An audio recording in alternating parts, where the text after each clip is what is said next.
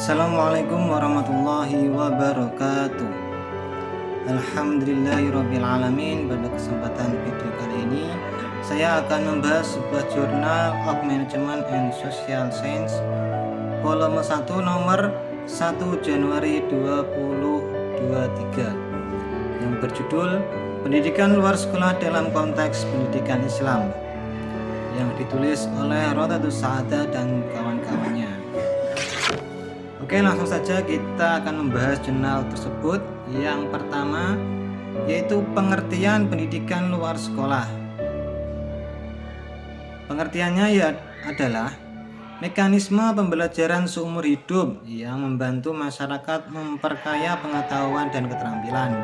Dalam konteks Islam, pendidikan luar sekolah bertujuan mendalami nilai-nilai iman, Islam, dan ihsan, melengkapi pendidikan formal, bahkan menggantikan pendidikan di daerah terpencil.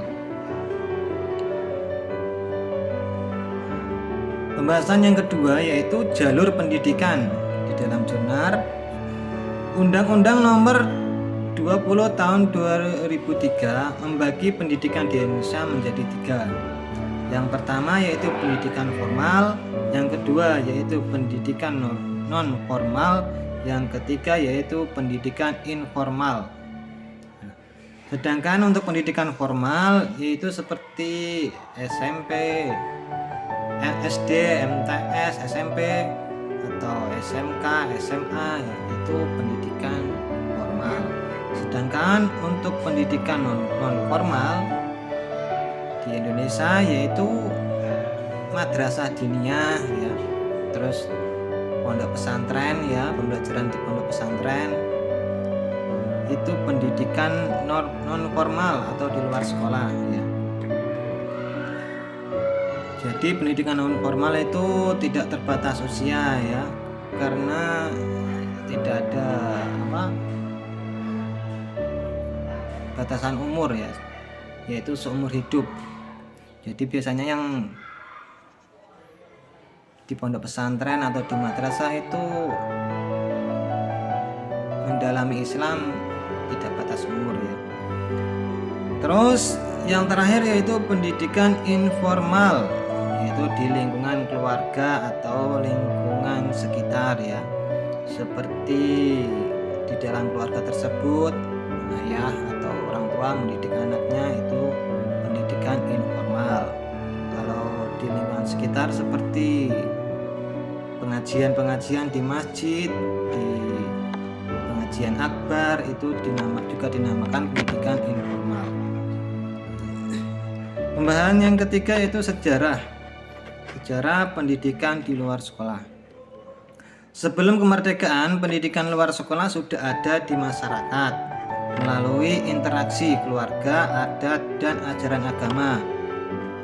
Formalisasi hukum baru muncul sejak Undang-Undang Nomor 2 Tahun 1989.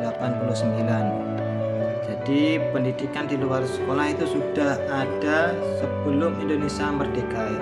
Seperti Wali Songo itu juga mengajarkan masyarakat ya, Indonesia sebelum kemerdekaan itu yaitu pendidikan non formal ya, di surau-surau, di masjid, di pasar ya, itu sudah ada jauh sebelum kemerdekaan. Sedangkan untuk pendidikan formal baru ada sejak Undang-Undang Nomor 2 Tahun 1989. Pembahasan yang keempat yaitu sistem pendidikan Islam. Sistem pendidikan Islam awalnya bersifat informal ya, seperti di rumah, di surau atau di masjid. Lalu berkembang menjadi sistem formal. Pendidikan Islam non formal berperan penting bagi mereka yang kurang mendapatkan pendidikan agama di lingkungan sekolah formal. Jadi sistem pendidikan Islam yang pertama awalnya yaitu bersifat informal, yaitu di rumah, di surau, di masjid, lalu berkembang menjadi formal. Sedangkan pendidikan non formal itu berperan penting bagi siswa-siswa yang kurang mendapatkan pengetahuan agama ya. Jadi pendidikan non formal itu membantu memperkaya pengetahuan agama ya, di bidang agama. Jadi yang kita amati ya, yang sudah terjadi di Indonesia, ketika biasanya itu anaknya pagi sekolah formal, terus sore atau malam itu mengaji ya, mengaji atau melakukan pendidikan non formal. Yang terakhir yaitu dasar dan tujuan. Apa sih dasar dan tujuan pendidikan non formal atau pendidikan di luar sekolah? Landasan utama pendidikan Islam yaitu Al-Quran dan hadis. Jadi jelas ya, landasan utama pendidikan non formal yaitu Quran dan hadis.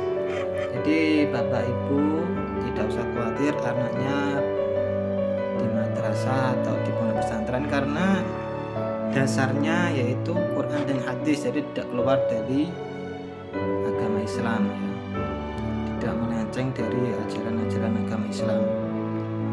Terus tujuannya untuk membentuk manusia yang beriman, berakhlak mulia, bertanggung jawab ya, dan menjalankan nilai-nilai Islam baik di sekolah maupun di luar sekolah. Jadi pendidikan di luar sekolah itu dalam konteks agama Islam itu membentuk karakter ya, membentuk karakter siswa agar sesuai dengan ajaran Islam. Sekian dari saya, kurang lebihnya saya mohon maaf yang sebesar-besarnya. Wassalamualaikum warahmatullahi wabarakatuh.